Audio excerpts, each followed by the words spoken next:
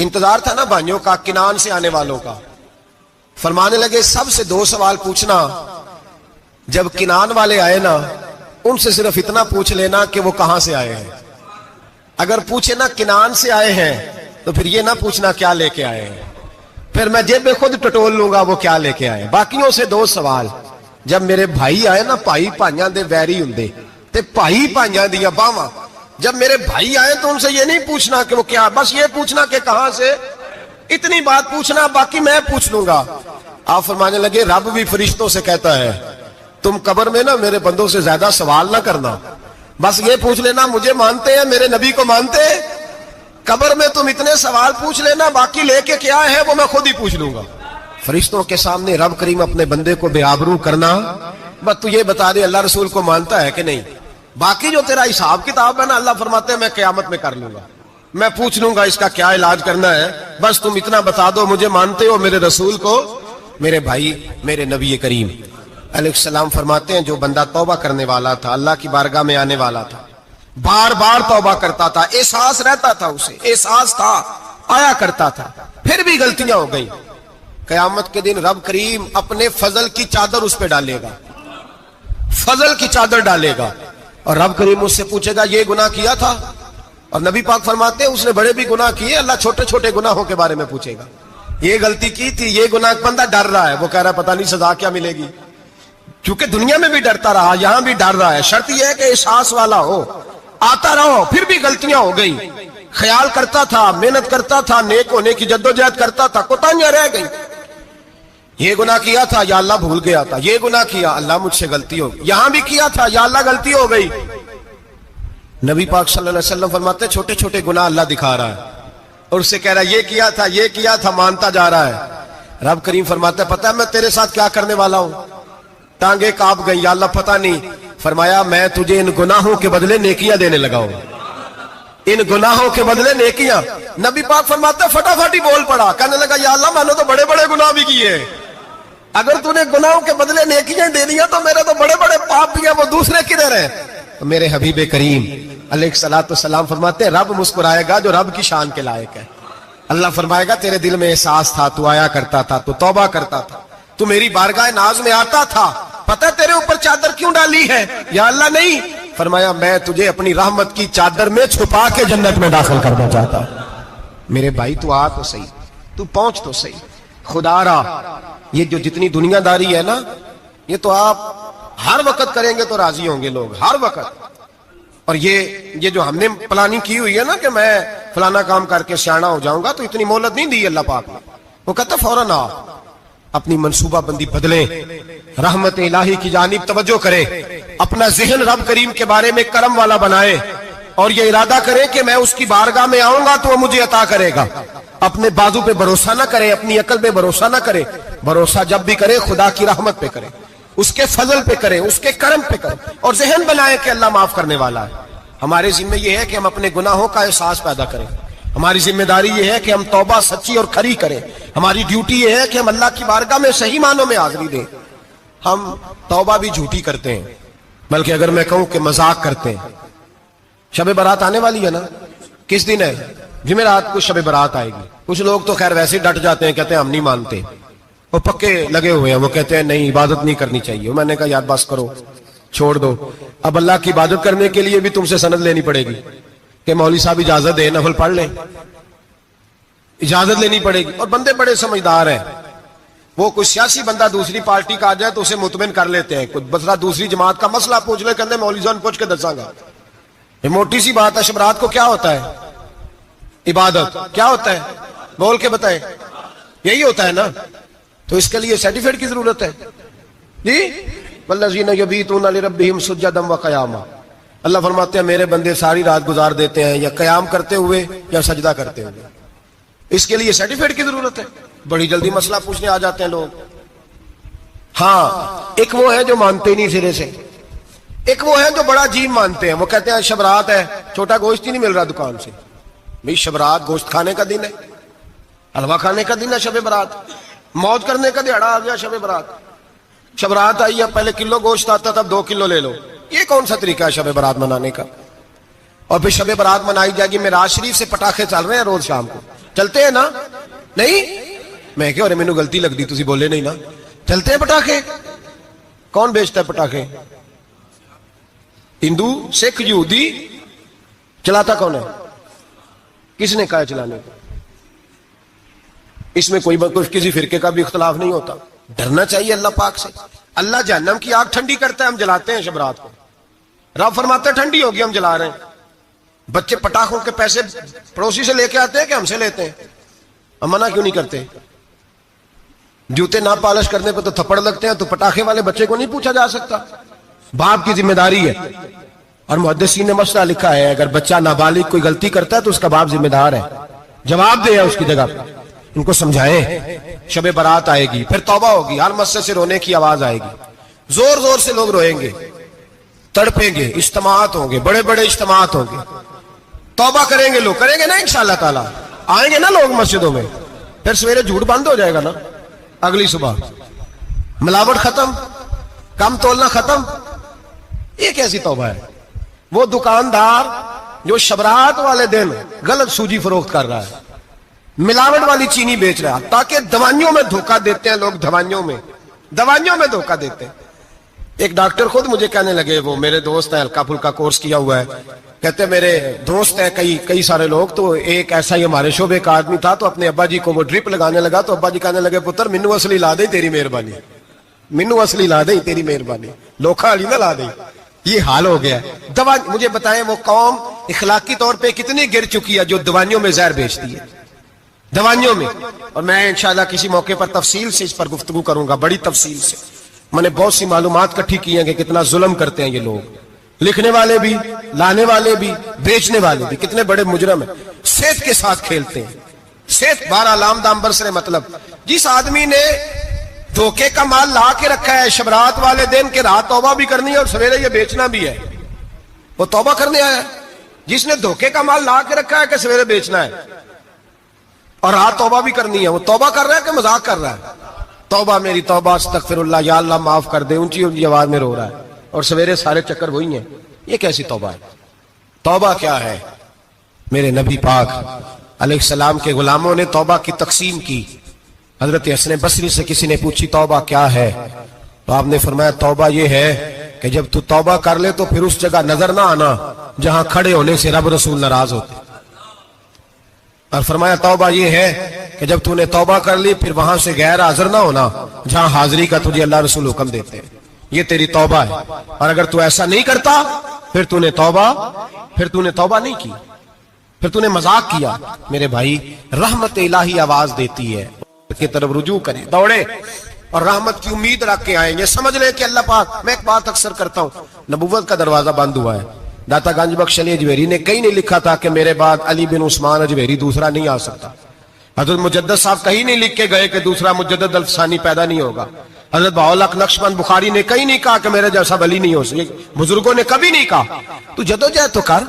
اقبال کہتے ہیں آج بھی ہو اگر ابراہیم کا ایمان پیدا، آگ کر سکتی ہے انداز گلستان پیدا. تو پروگرام تو بنا، آگے کی طرف تو سفر کر. میرے نبی کریم سید عالم صلی اللہ علیہ وسلم نے فرمایا تیرے آ جانے سے تیرا رب راضی ہو جاتا ہے. جب تو آتا ہے تو تیرا اللہ راضی ہو جاتا ہے. یہ جو ہماری مشکلات ہوتی ہے نا، جن میں ہم الجھے ہوتے ہیں، وہ جو ہمیں جادو ہو جاتا ہے، تویز کر دیتے ہیں ہمارے قریبی رشتہ دار، وہ تویز نہیں ہوتے، وہ ہمارے اعمال کی سزا ہوتی ہے. ہمارے اعمال کی سزا ہوتی ہے. ہم وہ ڈھونڈتے پھرتے ہیں کہ بابا مل جائے پھونک مارے صحیح کر دے، حالانکہ وہ ہمارے اعمال کی سزا ہے. ہمیں اپنی تربیت کرنی چاہیے ہمیں. اور ویسے بھی دم دروز تویز دھاگا میں اکثر کہا کرتا ہوں، میں کہتا ہوں میں نے کسی کتاب میں نہیں پڑھا کہ کوئی بندہ نبی پاک سے یمن سے دم کرانے آیا ہو کہ میں حضور سے دم کرانے جا رہا ہوں، مصر سے آیا ہو دم کرانے، شام سے دم کرانے آیا ہو. میرے نبی پاک کے پاس جو بھی آیا کرتا تھا نبی پاک کا دین سیکھنے آیا کرتا تھا. دم درود تو ایک ضمنی چیز ہے، ذلی چیز ہے، ہو گیا تو ٹھیک ہے، ورنہ اللہ پاک اگر بیماری میں راضی ہے تو نبی پاک نے خود بیماری کو سینے سے نہیں لگا کے رکھا. خود اللہ کے محبوب سید عالم صلی اللہ علیہ وسلم کا وصال بیماری کے ساتھ ہوا. تو بیماری تو مریدنی ہے میرے نبی پاک کی، وہ تو کنیز ہے حضور کے گھر کی. عام دام برسر مطلب کھری توبہ، سچی توبہ. اور کس طرح کی توبہ؟ میرے نبی کریم علیہ الصلوۃ والسلام نے ایک دن صحابہ سے پوچھا ایک بات تو بتاؤ، بخاری مسلم کی حدیث ہے، یا رسول اللہ پوچھئے. نبی پاک صلی اللہ علیہ وسلم نے فرمایا اگر کوئی آدمی صحرا میں سفر کر رہا ہو، بہت بڑا صحرا ہو، اونٹ پر اس کا سفر ہو اور اس نے اونٹ پر کھانے پینے کا سامان باندھا ہو، پیسے بھی رکھے ہو، پانی بھی رکھا ہو، تھک گیا سفر کرتا کرتا، درخت کی ایک ٹہنی کے ساتھ اونٹ کی نکیل باندھی اور درخت کے نیچے لیٹ گیا آرام کرنے کے لیے۔ اللہ کے حبیب فرماتے ہیں اچانک اس کی آنکھ لگ گئی، جب جاگا تو اس نے دیکھا کہ اونٹ تو غائب ہو گیا ہے، اب نہ کھانا ہے، نہ پانی ہے، نہ پیسے ہیں، اور صحرا بڑا لمبا ہے، پیدل سفر بھی نہیں کر سکتا۔ تھوڑا سا ڈھونڈا، پھر موت کا انتظار کرنے لگا، سوچنے لگا موت آئے گی، اب مر جاؤں گا۔ اللہ کے محبوب فرماتے ہیں تھوڑی دیر گزری، جب بالکل مایوس ہو گیا تھا تو اچانک نظر پڑی تو اونٹ اس کا سامنے کھڑا تھا۔ نبی پاک صحابہ سے پوچھتے ہیں بتاؤ، اس کی کل کائنات اجڑ گئی تھی، رات ضائع ہو گئی تھی، ہر شے لٹ گئی تھی، دوبارہ اسے مل گئی ہے، بتاؤ اسے کتنی خوشی ہوگی؟ صحابہ کہنے لگے یا رسول اللہ نئی زندگی مل گئی اس بندے کو، وہ ساری دنیا سے زیادہ راضی ہے۔ تو میرے کریم رسول صلی اللہ علیہ وسلم نے فرمایا رب کریم کا نافرمان بندہ جب اس کی بارگاہ میں آ کے توبہ کرتا ہے تو اللہ اس سے بھی زیادہ راضی ہو جاتا ہے۔ نافرمان جب آ کے کہتا ہے یا اللہ معاف کر دے، آئندہ نہیں کرتا، میں اللہ تو راضی ہو جاتا ہے۔ اور حبیب پاک علیہ السلام فرماتے ہیں وہ اتنا کریم ہے، جب بندہ اپنے رب سے صلح کر لیتا ہے، توبہ کر لیتا ہے، تو اللہ زمین کو کہتا تو بھول جا میرے بندے نے گناہ کیا ہی نہیں، آسمان سے کہتا تو بھول جا میرے بندے نے گناہ کیا ہی نہیں۔ پھر رب کریم فرشتوں سے فرماتا ہے کہ مٹا دو جو تم نے لکھا تھا، میں نے اپنے بندے کے ساتھ صلح کر لیا۔ شب برات کو آئیں گے مسجد میں انشاءاللہ؟ کتنے بجے؟ نہیں جو سوچیا ہی نہیں ہے اس پاسے تھے، عصر کے وقت مسجد آئیں شب رات۔ کتنے بجے جی؟ عصر کے وقت آئیں، غسل کریں، مسجد آئیں، عصر کے بعد درود شریف پڑھیں اور مغرب سے لے کر فجر تک عبادت کریں۔ مغرب میں شام شروع ہو جاتی ہے، ایک رات جاگ کے دیکھیں، جاگنا پڑتا ہے، مریض ہو جائے تب بھی جاگنا پڑتا ہے، دکھ لگ جائے تب بھی وہ جگا لیتا ہے۔ بڑے بڑے جاگتے ہیں، بڑے بڑے جاگ لیتے ہیں، وہ جگا لیتا ہے، تندرستی بھی، صحت بھی، دولت بھی، اے سی بھی، پلنگ بھی بڑا اچھا، لیکن اگر وہ نیند نہ دینا چاہے تو بندہ ساری رات ہی تڑپ کے جاگتا ہے، تڑپ کے۔ اور بھوکا اتنا، روٹی کا بھوکا اتنا پریشان نہیں ہوتا جتنا نیند کا بھوکا پریشان ہوتا ہے۔ الجھ جاتا ہے انسان، وہ جگا لیتا ہے قبل اس کے کہ وہ خود جگائے، خود بخود جاگ جائے۔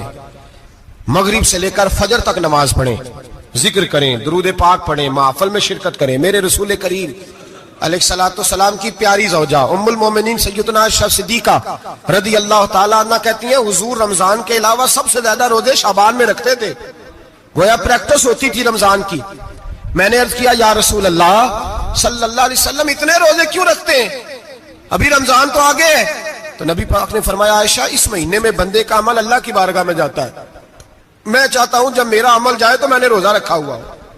کثرت سے روزہ رکھیں اور میرے بھائی بدل جائیں۔ میرے نبی پاک نے فرمایا غنیمت جان اگر صحت ہے تو بیماری آنے سے پہلے غنیمت جان جا، یہ چلی جائے گی۔ بیمار آدمی سے کچھ بھی نہیں ہوتا، غنیمت جان لے، لمحوں کو کچھ کر لے، اور اگر تیرے پاس فرصت ہے تو غنیمت جان لے مصروف ہونے سے پہلے پہلے۔ میرے حبیب کریم سید عالم علیہ السلام کے غلام فرماتے ہیں کہ نبی پاک صلی اللہ علیہ وسلم نے ہمیں مثال دے کے سمجھایا۔ مدینے میں جو قبیلہ سب سے زیادہ بکریاں پالتا تھا وہ بنو کلب کا قبیلہ تھا، اور فرماتے اتنی بکریاں تھیں کہ ان کی بکریاں ہم نے کبھی نہیں گنی تھی۔ نبی پاک علیہ السلام نے فرمایا جب شعبان کی 15ویں رات آتی ہے، یہ ترمذی کا لفظ ہے، فرمایا جب شعبان کی 15ویں رات آتی ہے تو بنو کلب کے قبیلے کی بکریوں کے بالوں کی تعداد کے مطابق اللہ میری امت کے افراد کی بخشش فرما دیتا ہے۔ اور صحابہ کہتے ہیں ہمیں لگتا یوں ہے کہ چونکہ ہم نے جو چیز سب سے زیادہ دیکھی تھی وہ بنو کلب کی بکریاں تھیں، اس لیے نبی پاک نے ہمیں سمجھانے کے لیے ان کی بات کی، ورنہ اگر ہم نے اس سے زیادہ کچھ شے دیکھی ہوتی تو نبی پاک اس کا نام بیان فرماتے۔ ہمیں سمجھانے کے لیے فرمایا بنو کلب کے قبیلے کی بکریوں کے بالوں کی کسی ایک بکری کے بال بھی بندہ گن سکتا، اور حضور نے فرمایا جو سب سے زیادہ بکریاں پالتے ان کی تعداد کے مطابق حضرت عائشہ صدیقہ رضی اللہ تعالیٰ عنہ فرماتی ہیں جنت البقیع میں حضور جایا کرتے، قبرستان میں، قبرستان کے کونے میں اللہ کے رسول کو میں نے نماز پڑھتے بھی دیکھا 15ویں رات کو، اور فرماتی ہیں حضور بقیع والوں کے لیے بخشش کی دعا بھی کرتے، قبرستان بھی جائیں شب برات کو ان کے لیے دعا بھی کریں۔ اور پھر میرے بھائی شب برات کو للہیت کے ساتھ آئیں، लौटने का प्रोग्राम बनाए, उससे कबल के रब करीम खुद जकड़ के ले आए, खुद बखुद आए, उसके करम की तरफ तवज्जो करें, उसकी रहमत की तरफ तवज्जो करें। मेरे रसूल करीम सल्लल्लाहु अलैहि वसल्लम के पास एक देहाती आए, मौला अली शेर खुदा फरमाते मैं भी हाजिर था। कहते कभी कभी सादे बंदे आते थे पर बड़ी अजीब ही बात कर जाते थे। कहते एक देहाती आए, तामत बांधी हुई और सादा सा रुमाल कंधे पे रखा हुआ है। नबी पाक के पास आए और हुजूर से दिल लगी करने लगे, हुजूर से दिल लगी करने लगे, मीठी बातें कहने लगे। यार रसूलल्लाह एक मसला पूछने आया हूं। फिर मैं पूछो। अर्ज करते हैं हुजूर कयामत में हिसाब कौन लेगा? कयामत में अब किसको नहीं पता कौन हिसाब लेगा, दिल लगी की बात है ना, कौन लेगा? नबी पाक ने फरमाया अल्लाह हिसाब लेगा। तो कहते उसने ना और जुमला कहा तो हम उसकी बात पे हैरान हो गए। कहने लगे या रसूलल्लाह वाकई अल्लाह हिसाब लेगा? तो कहते नबी पाक मुस्कुराए, फरमाने लगे तुझे तेरी मार होए, मैं सच्ची तो कह रहा हूं, तो किस तरह की बात कर रहा है, अल्लाह हिसाब लेगा। हजरत अली फरमाते उसने रुमाल उठाया कंधे पे रखा, कहने लगे या रसूल अल्लाह अगर रब हिसाब लेगा तो फिर उसने माफ ही कर देना है। ये कह के वो चला गया, ये लफ्ज कह के वो चला गया। तो हजरत मौला अली कहते मैंने हुजूर का चेहरा देखा तो गुलाब से भी ज्यादा खिला हुआ था, मैंने नबी पाक का चेहरा देखा तो चांद से भी ज्यादा रोशन था। मैंने कहा हुजूर ये क्या कह गया है? नबी पाक ने फरमाया बंदा बड़ा सादा था, बात बड़ी प्यारी कर गया है, बड़ी प्यारी कर गया है। हुजूर ने फरमाया अली रब करीम है, और करीम जब गालिब होता है तो करम ही फरमाया करता है, वो करम ही करता है, वो माफ ही करता है, वो माफ ही करता है। अल्लाह माफ करता है, पर मैंने कहा कोई माफी लेने आए ही ना, तो कोई माफी लेने। एक और बात भी आखिर में समझानी है आपको, वो भी समझ ले। हम जब किसी रिश्तेदार को राजी करने जाते हैं ना, नाराज हो, तो हमें पता चल जाता है कि ये वक्त टपाने आया या राजी हो गया। दो किस्म के लोग होते हैं, कहते हैं चलो बरादरी आ गई मैं चलता हूं, पर किस तरह? टाइम पे टाइम आऊंगा, 200 दे के घर आ जाऊंगा। और जो राजी हो जाते हैं ना, वो 2 दिन पहले आते हैं, देगों का भी ख्याल करते हैं, मुलाकात करते हैं, वो कपड़े भी नहीं बदलते। फर्क होता है राजी होने में। बात की समझ आ रही है आप? हम तौबा करने आते हैं अल्लाह की बारगाह में, क्या हमें पता नहीं चलता कि हमने तौबा किया, रब राजी हुआ है कि नहीं हुआ? हमारा ईमानी रिश्ता तो है ना अपने रब से, रूह का ताल्लुक तो है ना, तो हमें अंदाजा होता है कि अल्लाह राजी हो गया कि नहीं। अंदाजा तो होना चाहिए ना हमें। ये बात कहने की नहीं, ये बात महसूस करने की है, इसको महसूस करें। हम जब अल्लाह की बारगाह में आए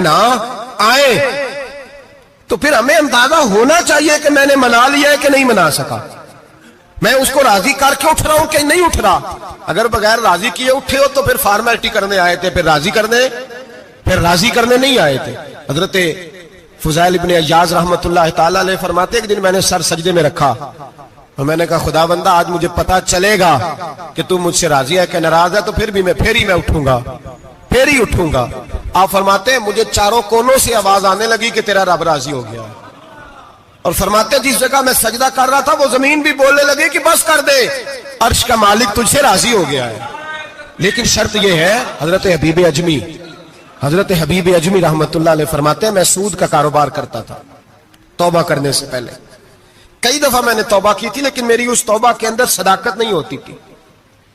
मेरा दिल भी गवाही देता था कि ये ना बहुत सारे बंदे कहते हैं आइंदा नहीं करता, वक़्त टपाते हैं। जिस तरह बंदों को धोखा देते हैं इस तरह माज़ अल्लाह तौबा भी इसी तरह की करते हैं, लेकिन बाद में दोबारा उसी डगर पर चल निकलते हैं जिस पे पहले होते हैं। आप फरमाते हैं मैं कई दफा तौबा करता था तो तोड़ देता था।